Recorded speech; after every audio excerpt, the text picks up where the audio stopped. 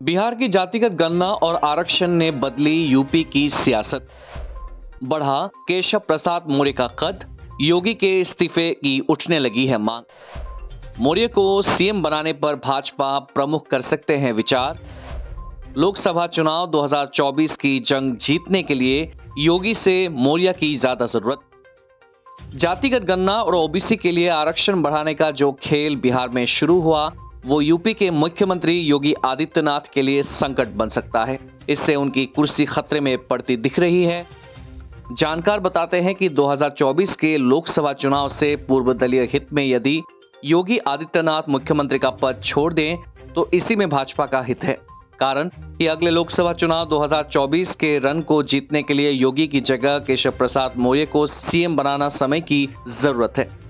वैसे भी मौर्य का बार बार सीएम से नाराज हो जाना इंगित करता है कि उन्होंने सही समय पर अपना हक मांगना शुरू कर दिया है, जो उनका था और उस पर कोई और काबिज हो गया। यूपी की राजनीति पर गहरी नजर रखने वालों का कहना है कि बिहार से आए जातिगत गणना और आरक्षण संकट ने सीएम योगी के सारे समीकरण को बिगाड़ कर रख दिए हैं। ये आंकड़े बता रहे हैं कि अब भाजपा के लिए यूपी की सत्ता योगी की जगह केशव प्रसाद मौर्य के अनुकूल हो गई है, क्योंकि अब भाजपा को योगी से ज्यादा मौर्य की जरूरत है। परंतु भाजपा के लिए ऐसा फैसला लेना भी आसान नहीं है। वैसे फिलवक्त लोकसभा चुनाव 2024 में 6 महीने का समय बाकी है, परंतु पक्ष और विपक्ष दोनों अभी से ही लोकसभा चुनाव की तैयारी में लग गए हैं। ये चुनाव इतना महत्वपूर्ण है कि दोनों पक्ष उन सारे दरवाजे पर दस्तक देने को तैयार हैं जहां उन्हें ज्यादा से ज्यादा वोट मिलने की उम्मीद है। इस चुनावी रन को जीतने के लिए जहां सत्ताधारी भाजपा पूरे चुनावी वातावरण को राममय बनाने में लग गई है, साथ ही भाजपा और संघ परिवार मंदिर के उद्घाटन और मंदिर के दर्शन के बहाने एक एक वोटर से संपर्क करने की तैयारी में है, ताकि भगवान राम और धर्म के नाम पर ज्यादा से ज्यादा लोगों को जोड़ा जा सके। दूसरी ओर विपक्षी पार्टियां एकजुट होकर कमंडल का जवाब मंडल यानी जातिगत गणना, ओबीसी और ईबीसी को और आरक्षण एवं विशेष राज्य का दर्जा देने की मांग कर पूरे चुनावी विमर्श को बदलने में लगी है, जो भाजपा की राजनीति को धूल धूसरित करने के लिए किया जा रहा है। संभवतः यही कारण है कि भाजपा एक और कमंडल को संभाल रखा तो दूसरी ओर बिहार में जातिगत सर्वे और आरक्षण को बढ़ाने का समर्थन कर रही है। भाजपा के प्रदेश अध्यक्ष सम्राट चौधरी तो यहां तक कहते हैं कि जातिगत गणना और आरक्षण का कोटा बढ़ाने में भाजपा की अहम भूमिका है और भाजपा दोनों का विधानसभा में समर्थन किया है। इसी बीच जातिगत गणना और आरक्षण बढ़ाने की मांग यूपी में भी तेज हो गई है।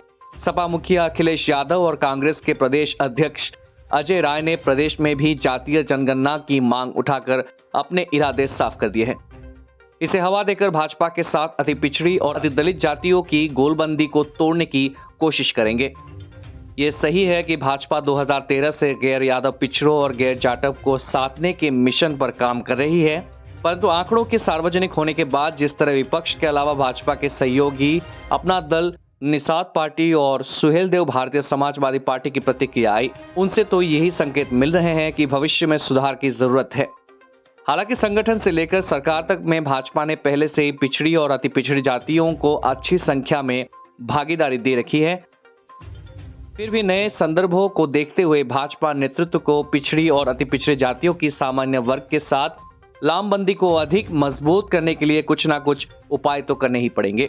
बावजूद इसके आने वाले दिनों में जातीय जनगणना का मुद्दा गरमाएगा।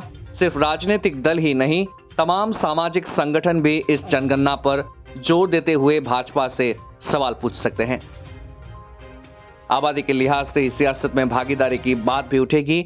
सरकारी नौकरियों में नियोजित और जाति के लिहाज से समानुपातिक हिस्सेदारी की मांग भी उठ सकती है।